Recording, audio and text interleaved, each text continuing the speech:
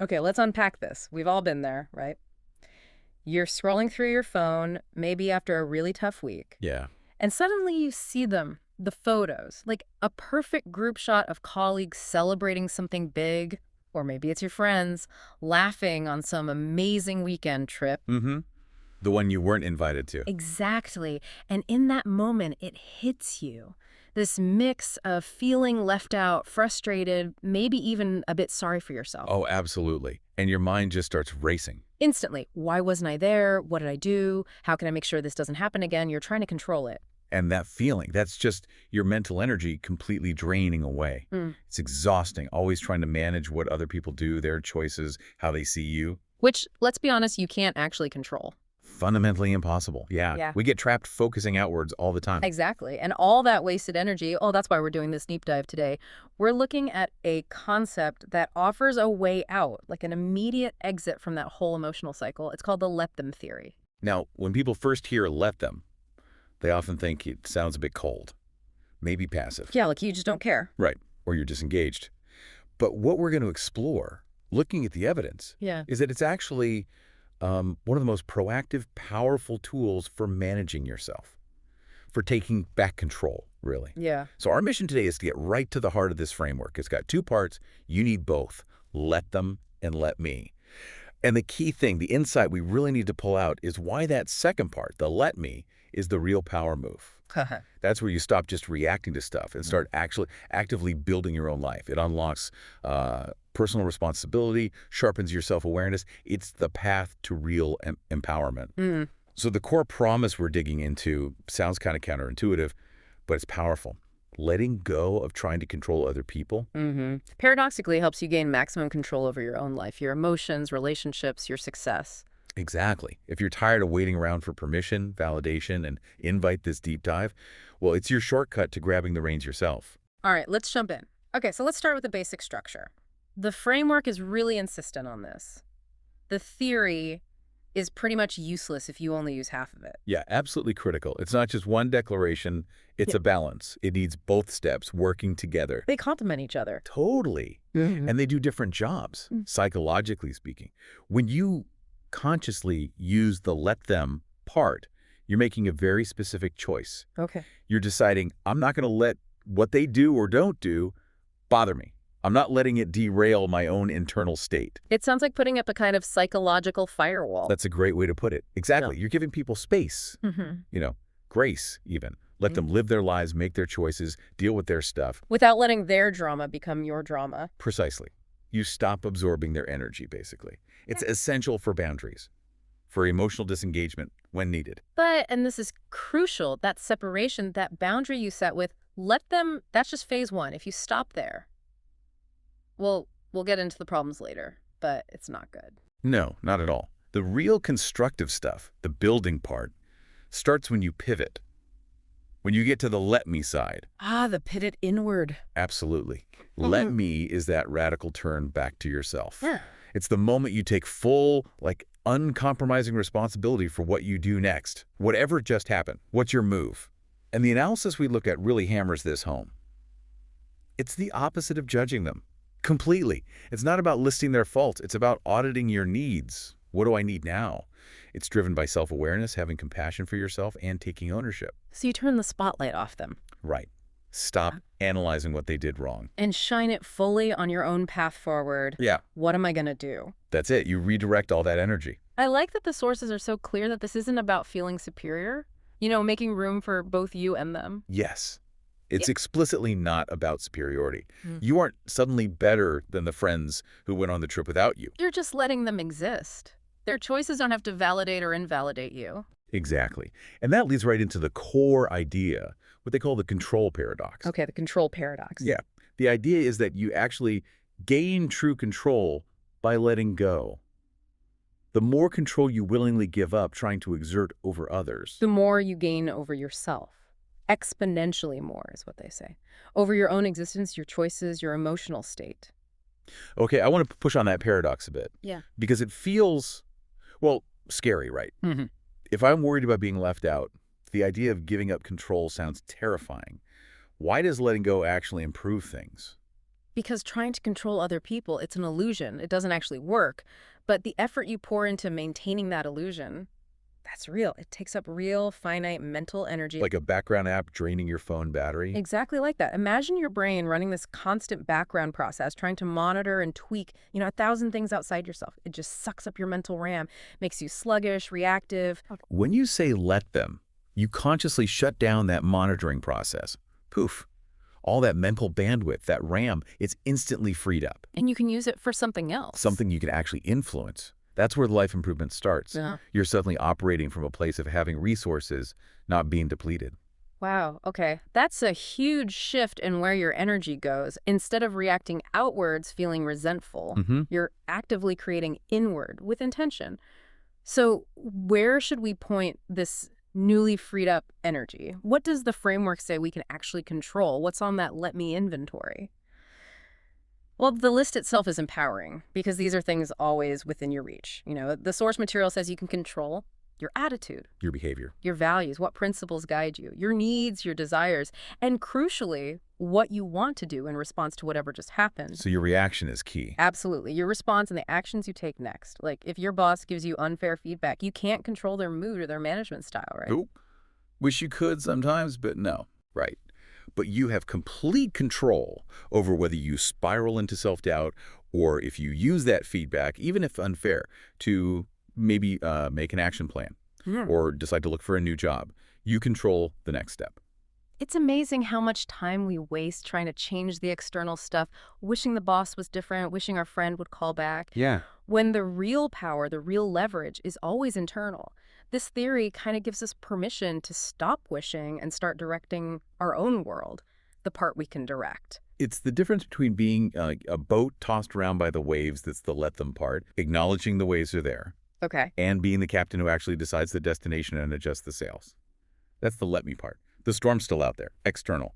But how you navigate it, that's internal. That's managed by you. Okay, so to make this less abstract, more real, the sources give this great example, very relatable. It's called the Girls' Weekend Spiral. Yes. It perfectly shows how fast we can fall into that victim mindset when we feel, snubbed by friends. Yeah. The setup is simple. Someone scrolling online sees this amazing post, friends having a blast on a getaway, and boom, that immediate sharp pain of feeling excluded, left out. And this is the exact point, right, where most of us go down a bad path, blaming them, maybe passive-aggressive texts or just feeling ashamed. Totally toxic territory, yeah. But this is where step one, let them, comes in as this vital intervention. When the person in the story actually uses the phrase, it doesn't magically fix everything. No, not instantly. But it helps them kind of rise above the situation, get some distance from that first raw hurt. It creates that critical space between the feeling and the reaction. And the analysis pointed out something really interesting psychologically here. That initial moment of saying, let them, often gives a little jolt of superiority. Superiority, really? Yeah, like you feel slightly detached, maybe a little bit above it all. Yeah. But we have to stress that feeling isn't the goal. It's just a temporary psychological trick. Okay, like a mental stepping stool. Exactly. It just gives you the headspace you need to stop feeling like a victim and start looking at the situation more objectively, strategically even. That mental space, that's the key. Because the big realization is getting upset, blaming them, feeling sorry for yourself, none of that actually works. Right. It won't get you invited next time. It won't fix the friendship. It's just wasted emotional energy. So once let them creates that space, the path opens up for step two. The really important part, the let me mirror moment. The mirror moment. This is often the toughest bit because it demands real, sometimes uncomfortable honesty with yourself. Looking past the feeling of being wronged and asking the hard question, okay, what part did I play in how this relationship is right now? So in this specific story, what truths did the person face when they actually looked in that mirror? What did the self-audit reveal? Well, the findings are pretty blunt, very honest. First, they realized they'd been completely buried in work, like totally neglecting their social life. Hadn't actually initiated anything, no calls, no invites out in, like over a year. Wow, a whole year.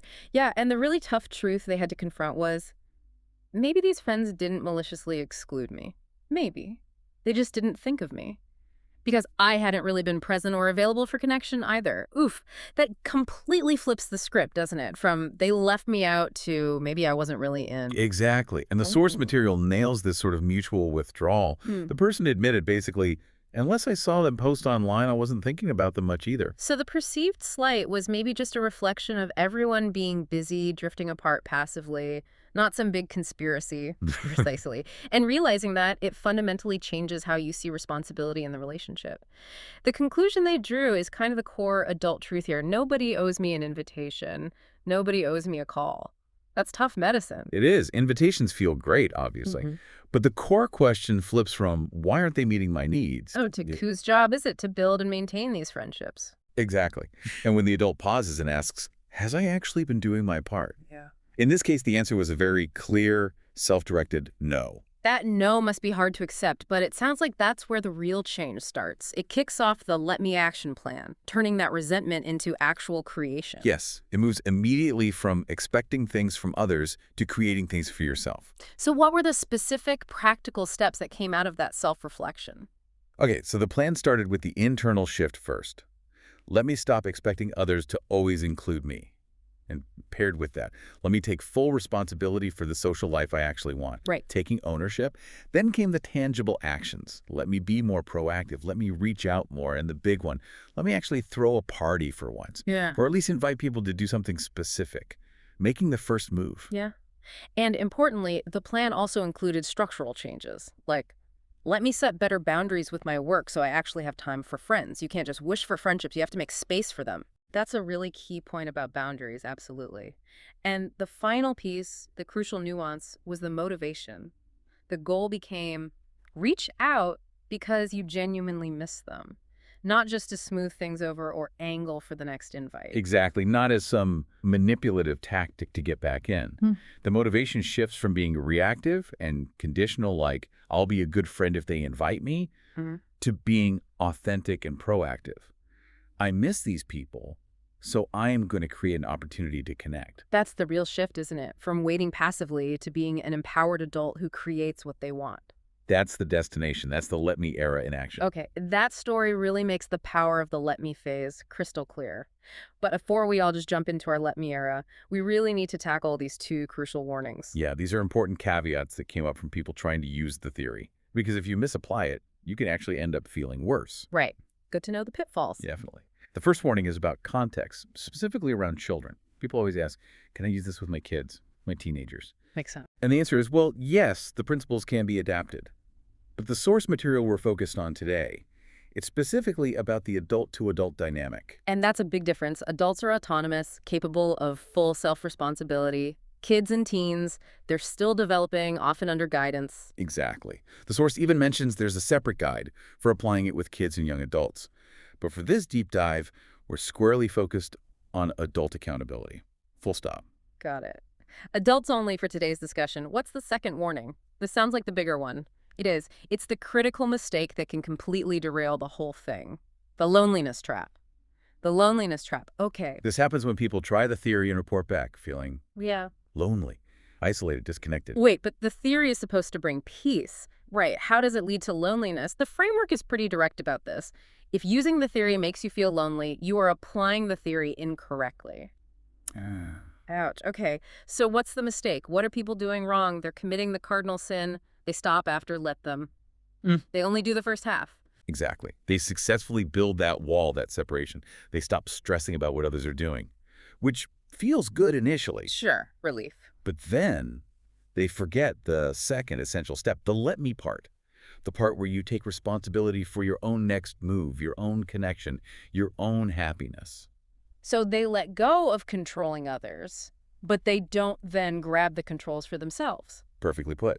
You achieve the letting go, but fail to do the creating for yourself. No. You just become disconnected, not empowered. So they get the subtraction, less drama, less resentment, but they miss the addition. They don't build their own thing afterwards. That's it, exactly.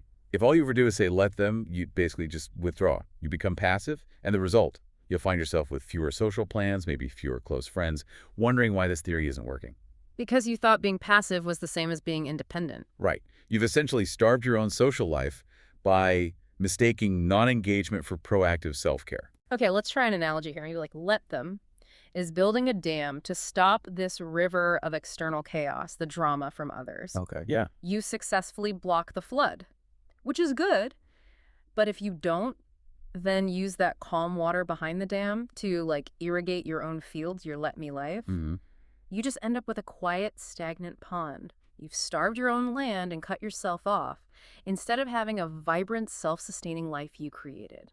That's a brilliant illustration. It really clarifies what let them is not supposed to be. Yeah. It's not an excuse for just withdrawing or treating people poorly. Yeah, it's important to define those boundaries clearly. It's not a license to just give someone the silent treatment. Definitely not. Or to ghost people.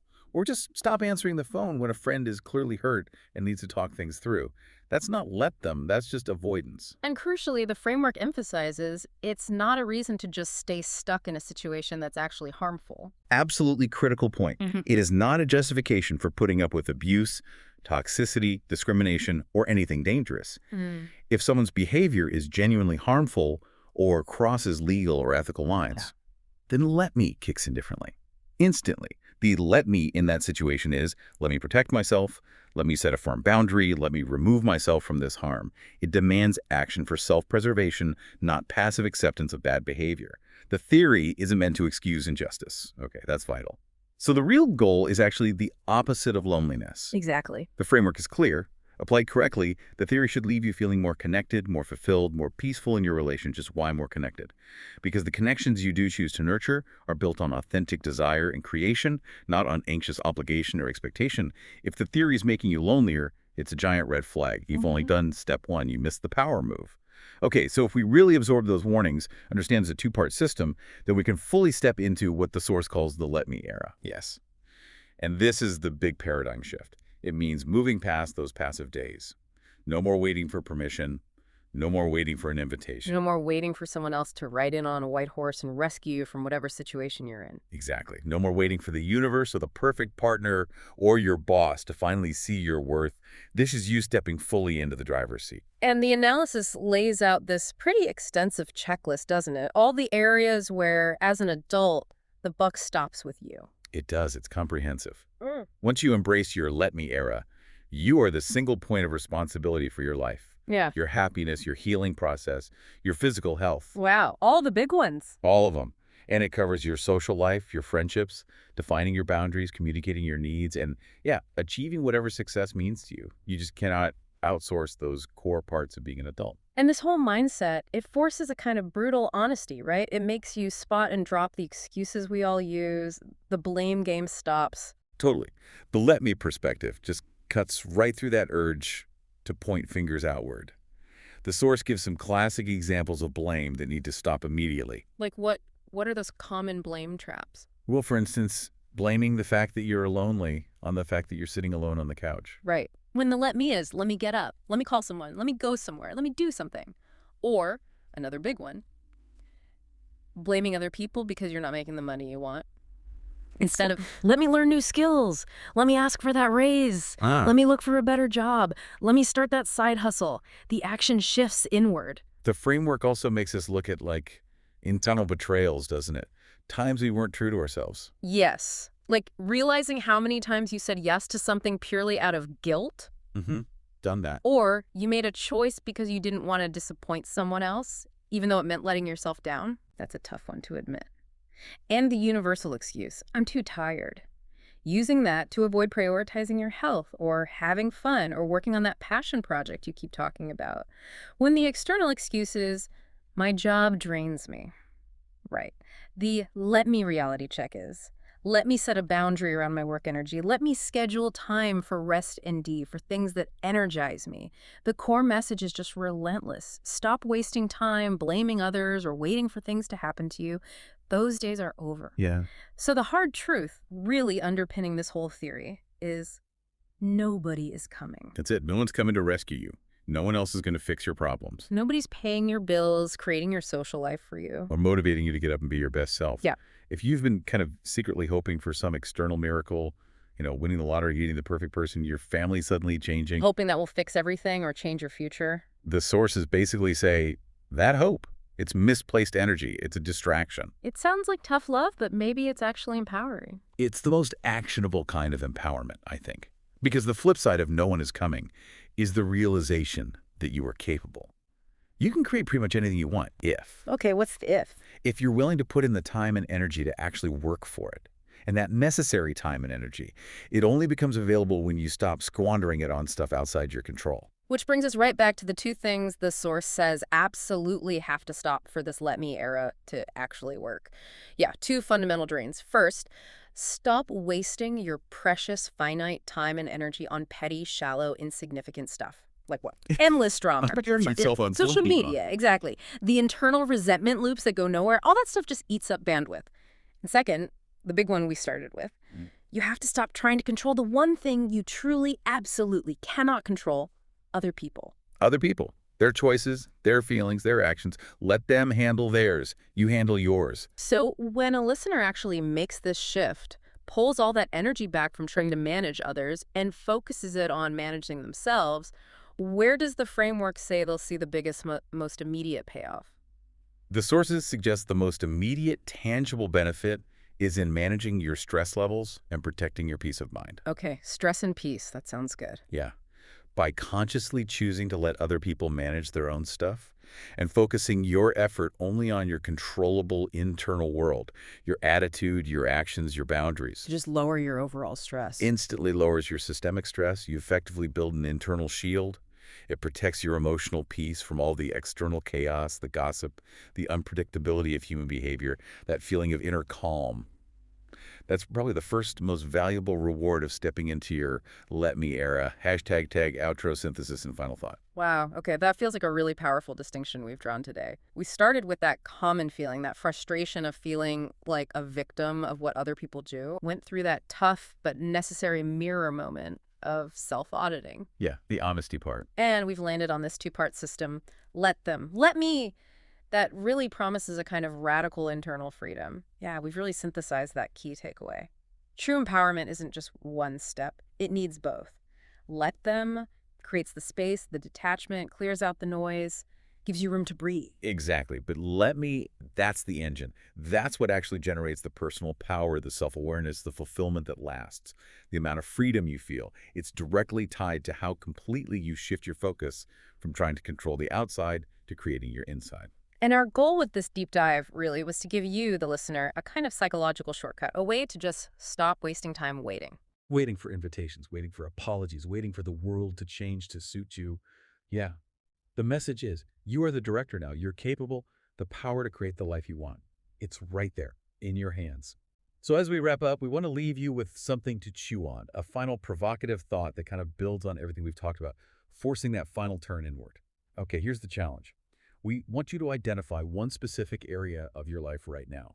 Maybe a tricky relationship, a financial goal that feels stuck, maybe a health ambition you keep putting off.